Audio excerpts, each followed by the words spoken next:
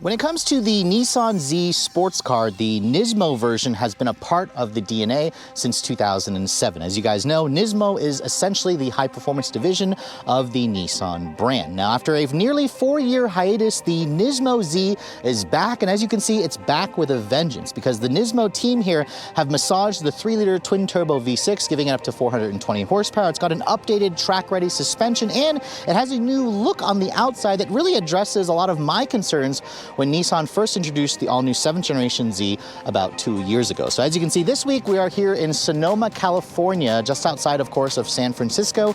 And the big question I want to answer, if you guys have had your eye on the new Nissan Z, was it worth the wait to go with the high-performance Nismo version? Stay tuned to find out.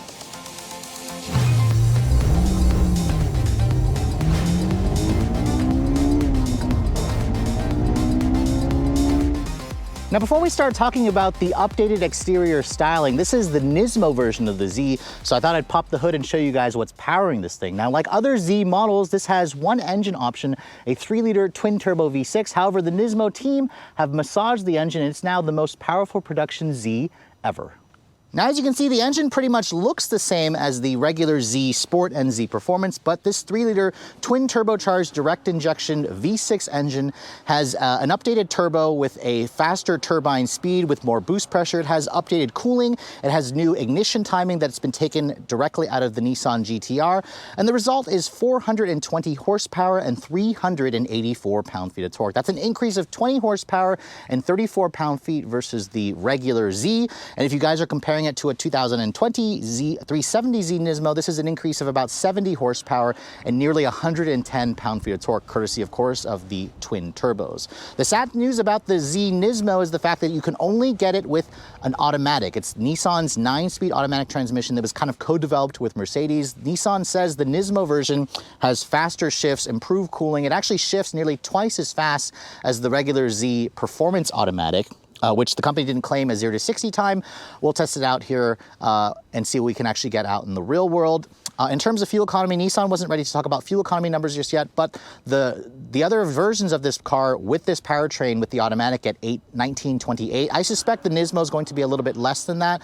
It is designed to run on premium. It has around a 16.9 gallon gas tank. It was showing around 300 miles of range on a full tank when I first got into this vehicle. Top speed should be 155 miles per hour plus. And in terms of the curb weight, Nissan says the Nismo version weighs in at just over 3,700 pounds. It's about 100 pounds heavier versus the regular Z Performance, thanks to additional cooling and, of course, the additional structural rigidity components that make this vehicle feel a little bit stiffer.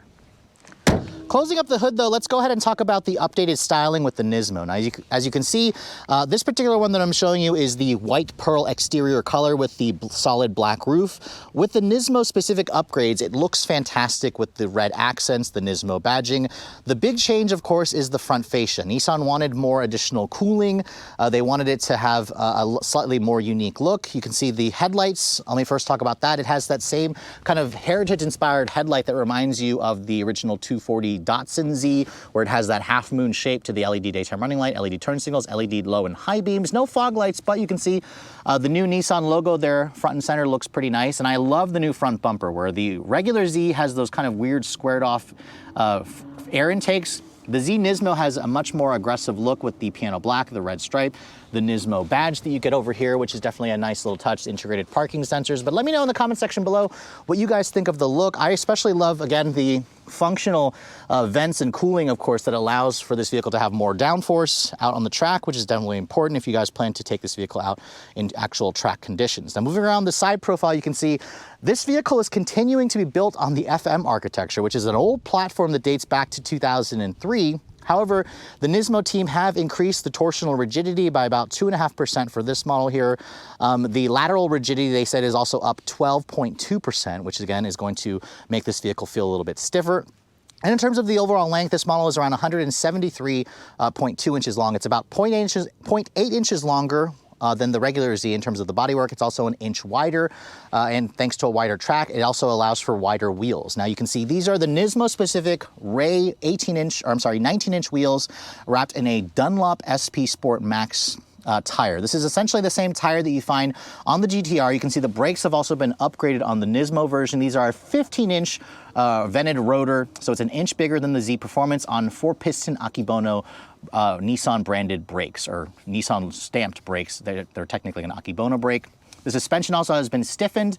It's a Nismo specific tune. You can see there's also some additional trim over here to make the vehicle wider, or look wider, and also it allows for the wheels, the wider wheels and tires, which are about a ½ inch wider versus the stock wheels that you get on the regular Z Performance. You can see the side skirt here has that additional red trim. You have more red trim along the side mirrors here, which are black painted, integrated turn signal. The black roof is nice. You still can't get a sunroof on the Z, which I kind of wish that they would offer a sunroof. You can see the door handle, pretty much the same. You have the same Heritage Z logo here with the kind of blade that goes across the roof line of the vehicle. And then moving around to the rear, you can see this is where the Z Nismo also looks a lot more aggressive, thanks to a new 3-piece designed rear spoiler. You can see it's kind of like a duckbill spoiler, which kind of extends onto the actual rear quarter panel. Nissan says this all adds functional downforce, and it definitely looks really nice. You can see the taillights are a throwback to the 300ZX with the full LED design, LED turn signals. I also love the new rear diffuser with the much more aggressive look, the additional red trim, the Nismo badge, which is front and center over there. Everybody will know you have a Nismo. And then the exhaust system, you can see it's got a dual outlet exhaust, which Nissan didn't say if it was a Nismo specific tune, but this is a twin turbo V6. So let's go ahead and fire it up so you can see how it sounds.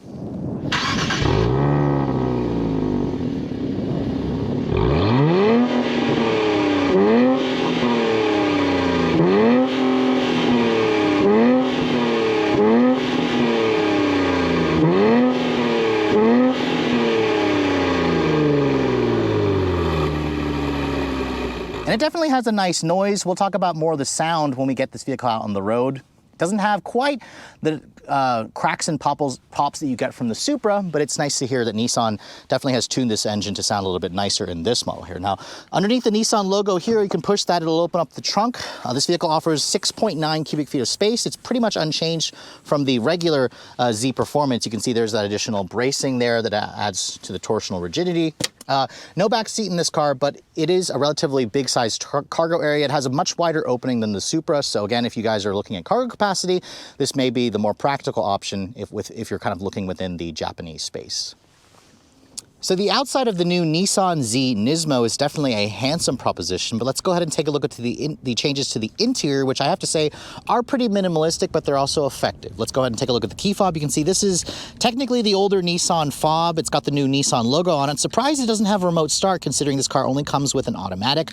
Regardless, it is an old key, but it also is a nice key that is not too big, not too small, no fob opener or remote popping trunk opener on the fob, which again would have been a nice touch. It just has a very minimalistic 3 buttons on the outside, which is pretty strange to see on a new modern car today. Now you can see the door handle is very traditional, although it's got that unique Nissan look to it where there's a button on the outside. You push that button, that'll lock the door for you. No power folding mirrors. There's no auto walk-away lock or unlock features, so that's something to keep in mind. It shows you again the age of the Nissan Z in terms of the platform. But then opening up the door, you can see the interior of this car only comes basically as one color. It's a black, kind of two-tone look with these unique Recaro sport bucket seats. You can see it has some nice red accents with the red leather, the Alcantara, the red stitching. These seats are also manual, I believe 6-way manual, no adjustable lumbar, but they definitely are a lot more aggressive and they hold you in place very tightly. So try the seats out for yourself. Make sure you fit into these seats. I barely fit, but they are a little bit tight even for me.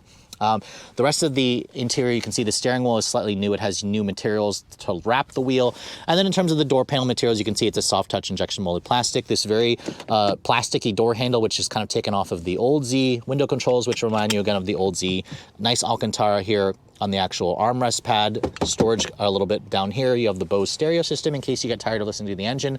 Also sounds pretty good. I wish this car had power seats, but most performance cars remove power seats and give you manual seats when you deal with these kind of Recaros. You can see no back seat. Obviously, this is only a 2-seater vehicle. Now, getting inside, you can see the step-in is really low. And I have to say, watch your head, because I've bumped my head on the roof a couple times getting in and out of this car as I get in and shut the door. The door has a relatively solid sounding thunk. For an old platform, it still sounds okay, but you can see the rest of the interior looks pretty identical aside from, again, the steering wheel with the suede Alcantara, the red anodized start button here, start-stop button here, along with the drive mode selector. So put your foot on the brake, push that. You can hear the engine fires up, and it sounds pretty good from inside the car. It reminds you that you're driving something a little bit more special, of course. And then you can see the gauge cluster also has a unique look to it. It's a fully digital cluster. It basically has the Nismo badge there, and it's has a little bit more red accents. If you want, you can push this button here and change the meter view to go to the enhanced view, which is kind of similar to what you find in other Nissans. It shows a picture of the Nismo Z front and center, of course, or you can adjust different, trip computer information there. I personally like the sport display, which shows you a TAC front and center, and it looks really nice with the additional red, the Nismo logo in there, which is again new, along with your boost pressure gauge. You can also show a G-force, change the settings, and then also show your tire pressures and whatnot. So that gauge display is nice. And then all the Nismos come with a larger 9-inch touchscreen, which includes wireless Apple CarPlay, but wired Android Auto. You can see it's the Nissan Connect system. It's a relatively easy and simple system to use. In terms of the software, it's a little bit laggy at times, but most of you are going to find this to your liking. Going back to the menu display here, going back to your Nissan system. The car does come with embedded GPS, which is of course nice considering this is the hierarchy, but most of you are probably just going to use the Apple CarPlay function. When you put the vehicle into reverse, you can see there's just your backup camera, which has parking sensors and trajectory. No full 360 camera, not really needed for a vehicle of this size. But again, the camera quality resolution is definitely a little bit grainy. That's not great. Now, in terms of the dashboard materials, you can see this is a soft touch injection molded plastic. You have actual stitching here along this portion with the contrasting stitching. This area here is covered in hard touch plastic, no heads up display. And then the steering wheel itself, you can see it has manual tilt and telescoping. The old Zs used to have a binnacle, instrument panel binnacle that would move with the wheel. As you can see, that's no longer the case with this car. You have paddles on the wheel, which are plastic. I wish they were metal. A lot of panel black plastic trim as well. I would have liked to see a flat bottom wheel, but the horn sounds good. It doesn't sound puny, it just sounds pretty nondescript, which is unlike the horn, I believe, in the Toyota Supra. Your traction control, stability control off button is over here. The turn signal stalks all feel like older Nissan a switch gear. You can see over here you have a volume and a tuning knob, and then down here you can see there's a place for a wireless phone charging pad, but Nissan doesn't do that here. You can see the shifter. This controls the 9-speed auto, and then your drive mode selector is here. There's 3 different modes: standard, sport, and then Nismo exclusive Sport Plus, which we'll try it out later on during the driving scene. This is where your heated seats would have been, but you can see there's no heated seats on this car. You have your trunk popper there, cup holders, which there are 2, and then if you push that, you can see a storage bin with USB ports in there, and then you have a traditional handbrake here for those of you who want to do those drift J turns. And then I mentioned earlier these seats, they look great, but they are very, very tight. So try these seats out first, make sure you fit in them. The glove compartment you can see is damped but not lined with felt. And then you have an auto dimming rearview mirror. You do have blind spot monitoring, which is nice. You have automatic emergency braking, and I believe you have adaptive cruise, but you don't have the latest in their lane keep assist technology. It's an old platform and it's a sports car. But overall, the interior, to me, it doesn't have quite enough changes to make it feel a little bit more special. But Nissan, again, wanted to keep it minimal, and they at least gave you most of the tech features you're going to want.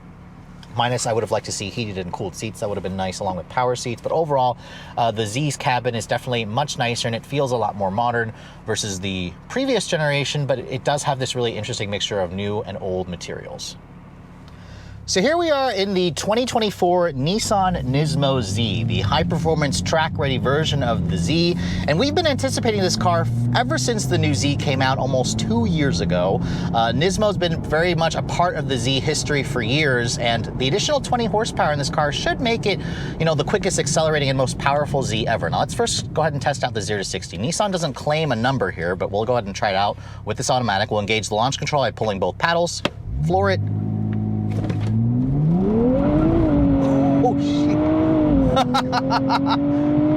Wow.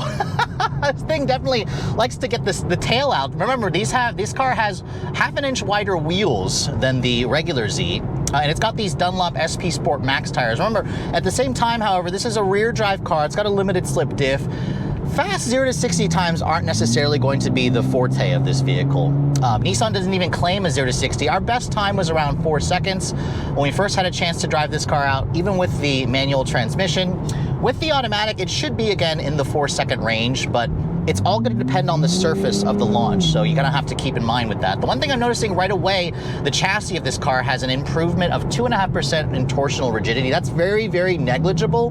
However, I'm noticing the suspension tuning in this car much stiffer out on the street. Is it unbearable to daily drive? That's really going to depend on you. If you guys, prefer a stiffer ride, or if you prefer a softer ride, it's definitely on the firmer side. These seats also hold you in place very nicely.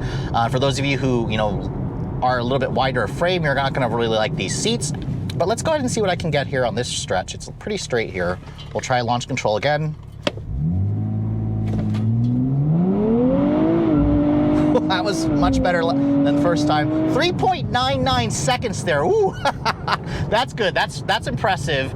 And again, this is still a rear drive car, but it depends on the traction. These tires definitely have a lot more grip than the tires in the base Z. Remember, those are the Bridgestone Potenza S007 tires. They're not great in terms of tire grip, especially for a sports car. These tires are the same tires off of the Nissan GTR, and you definitely get a feel that these tires have much more higher limits of adhesion. I mean, this car is designed for track driving, but it puts its power down out on the road well. And that time, 3.9, is the quickest time I've ever gotten in a Z. It's not that, is it much faster than the Z Performance? I'd have to drive the Z Performance with the automatic back-to-back. Sadly, I haven't had a chance to really spend enough time with the automatic Z in the performance trim. The manual I think I got was like 4.5 seconds, which is fine. You're gonna want the automatic if you're gonna want the quickest 0 to 60 times, which is why Nissan only makes the Nismo in an automatic. And the one thing you notice right away is the faster shift programming. It shifts almost twice as fast, and when you start pulling the paddles in this car, the one thing I also noticed, it makes burbles and pops from the exhaust. Oh, really feel those shifts. It just feels really impressive. It feels about as quick as the shifting in the 8-speed auto in the new Toyota Supra, which is, again, the benchmark to go with. And I just love the sound, because that was my other complaint with the regular Z is it didn't have enough noise, and this one definitely has more noise. I like the sound. I like the burbles and the pops. The engine, however, if you start using the manual mode, if you pull the paddle past 70 or 6,800 RPM, it will bog. The engine doesn't like to go it doesn't like to bounce against that 7K rev limiter. So kind of keep that in mind when you're driving this vehicle and using the paddles. You want to shift right before that right at 6,500 RPM. Because you felt the bog there. But I'm enjoying it. I'm enjoying this car a lot. It feels basically like how the Z should have drove when this car first came out 2 years ago. It has that stiffer feel, that more playful chassis. The steering, I will say, feels a little bit quicker ratio, but it's a little too light and numb for me. The suspension is hard. It doesn't have adaptive dampers, but I was driving the car earlier in Sport Plus, which is a Nismo exclusive drive mode. You go to standard mode here. The transmission programming goes back to normal. It'll try to upshift to give you better gas mileage. Go to Sport. It's the same Sport programming in the regular Z, and then go to Sport Plus. This is where it's special. It gives the car that harder edge feel. It kind of twists the dial over into 11, and you're going to notice that when you're driving this vehicle, it just feels like a more track-capable car, but you can also still drive it out on the street. However, I will say if you guys are a little bit wider of frame, these seats don't feel super comfortable for me. They're a little bit too tight for me. So my recommendation, try the seats out for yourself. Make sure you like the seats. In terms of visibility, this is pretty similar to the regular Z. You can see out of the front, the side pretty well. The view out of the back also is not obscured by that 3-piece rear spoiler because it's not really any bigger. It does add functional downforce. This car feels like it's more hunkered down into the road, which is what you want in a car like this. You want it to feel like it's more planted, like it's got higher levels of adhesion, and it definitely feels that way. It's important for people who are planning to take this car out to the track and whatnot. You want it to have that feel, to give you that more of that fun feel. But put my foot down here. Oh. Really like this car's feel. It just has that, visceral feel that reminds you a little bit of the old Z, but at the same time, it also feels new. It has a weird feeling of old and new with this new Z. That's what's kind of interesting about this car, because it's still that old FM architecture, but the additional stiffening that this car has, plus the bigger brakes. This car has the Akebono 4-piston brakes with 15-inch rotors, so they're an inch larger in the front. You put your foot down hard, the car feels like it's going to stop on a dime. Oh, I never get tired of that sound. This engine's also much smoother than the old VQ37HR. It's a nice engine. Nissan has obviously done what they can here with this older chassis, but keep in mind the Nismo is a pretty hefty price premium. A $12,000 increase versus the Z Performance. Is it worth it? I'm not entirely sure. If you guys are planning to drive this car out on the road only, the Z Performance is probably going to be enough, and you could also probably get a similar horsepower increase from the aftermarket. You could do your own upgrades for the tires and the suspension. But if you plan to track the car more, the Z Nismo is definitely going to get you that, your money's worth. And if you guys also are, a Z enthusiast, you plan to kind of drive this car mostly on the weekends, I suspect the Nismo is going to hold its value the best because Nissan didn't tell us something they're going to build, but it is going to be a limited production car. I'll have to wait until I get one back home for a week to retest, to try out the fuel economy. Nissan, as of this filming, does not have any fuel economy estimates. The Z Performance with the automatic does 1928. It was showing about 300 miles on a full tank when I first got into this vehicle. It's got around a 16.9 gallon fuel tank, so it's not very big. But overall, we'll go into just its normal mode here. Driving this vehicle out on the street, the seats are going to be the biggest difference. The steering wheel also has the nice Alcantara, although I'm surprised Nissan didn't go with a flat bottom design. The gauge cluster, I have it on the sport display right now. It is the perfect display for enthusiastic driving. Those of you who plan to drive it on the road mode, you'll probably have it on this mode, the normal mode, where you can show a little bit more fuel economy information. It's showing 14.3 in the last 33 miles that I've been driving this car. I've also been driving it like a complete dickhead, so it's not going to get the best gas mileage, obviously, but overall, if you guys are a fan of the new Z and basically you want something that's even more special, you should definitely put the new Nismo version at the top of your list. So it's hard to believe that it's been about 2 years since Nissan first showed us the all-new version of the Z, and I was honestly very happy that Nissan brought back a new version of the Z, because as you guys know, SUVs tend to be the vehicles that people actually buy. So sports cars, they are getting fewer and far between, but there's never been a better time to buy a sports car nowadays, especially if you guys are looking for a Japanese sports car, because the Toyota Supra has proved that people still want vehicles like this. Sales have been increasing every year, and the new Z has kind of had a slow rollout. Nissan is still kind of dealing with supply chain issues as they struggle to build these vehicles to keep up with demand.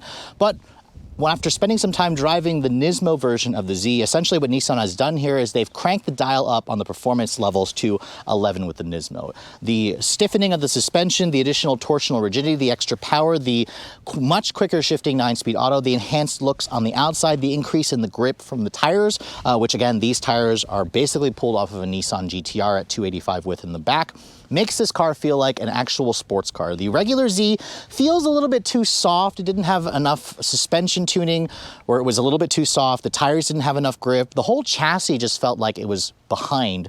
The Nismo version kind of, again, addresses those issues with the tire grip, with the suspension tuning. Out on the road, it feels like it's built to, again, go out on the track, but also still daily drivable on the road. Once again, you have to make sure that you're okay with the ride quality and the much more restricting seats, which hold you in place very nicely. Really, where the Nismo Z has a few issues for me is the fact that Nissan does not offer it with a 6-speed manual. Now, of course, that could be a good and a bad thing. The company says that the manual is going to slow this car down. They were after the quickest lap times, of course, and that's what they say their customers looking for. However, I suspect that if there's enough demand, Nissan could put a manual in this car, because the Nismo version of the Z has always offered a manual. When it first launched in 07, it only came with a manual, and then for the second generation, it offered the choice between either a manual or an automatic. So I'm hoping that Nissan will eventually consider that, because again, it'll only add to the exclusivity and the collectible factor of this car, and it makes it feel a little bit more unique. In terms of the pricing, this is where the Z Nismo is going to get a little bit expensive, especially if you guys are looking at the competition, because there's a lot of choices out there if you're looking for a fun sports car. And for 2024, the Nissan Z has gotten more expensive, around $1,200 more expensive for the base Z Sport at around $43,500 to start. Add around 10 grand if you guys want the performance trim, so it's around $52,300 for the performance trim. So again, it's around $1,200 more expensive than 2023. The Nismo version, however, this is going to start at just under $65,000, $64,990 plus a $1,200 destination charge. You're looking at just over $66,000. There are really no other options to add this particular one here The white color, I believe, is an extra charge. You're looking at just over $66 or just under $67,000 for one of the Nismo versions. Now, obviously, that's a lot of money. If you're keeping score of the competition, the Supra is now $45,000. That's the direct rival for the base 4-cylinder. The Z technically gives you a V6 for $2,000 less, so there's still a reason to choose this over the Supra. Nissan, I suspect, must have looked at the pricing of the Supra 45th anniversary because that's around 65 grand as well. The Supra technically has almost 40 horsepower less. However, the chassis, I'd have to drive the two back to back. I'd still say the Supra is a little bit more fun to drive in the corners and on a track because it's a BMW underneath. If you want to look at the American end, there's the Ford Mustang. The Dark Horse, or the GT, is around low $40,000, so a lot less expensive than this. But the Dark Horse is what's going to really primarily compete with the Z Nismo. I'm not entirely sure people are going to cross shop a Mustang Dark Horse with a Z Nismo, but you can also get that for around 60 grand. More around along the lines of 70,000 with options. There's also the new Chevrolet Corvette, which starts at around $67,000, but that's for a base model without the Z51 package. Really, you're going to spend around 75 for a base Corvette with that Z51 package. And then there's also a Porsche Cayman, a 718 Cayman, which starts at 68 grand. But remember, it's a Porsche. That's for the base 4-cylinder with 300 horsepower.